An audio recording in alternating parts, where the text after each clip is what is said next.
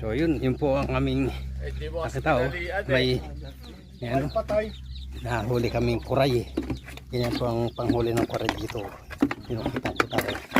Laki oh. Ayan. Mamaya hanapin natin, nandun lang.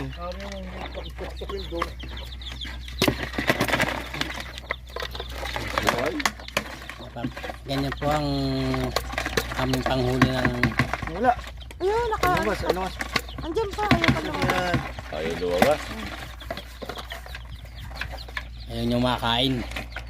Ang dami sa anong lalako natin. Ano mas?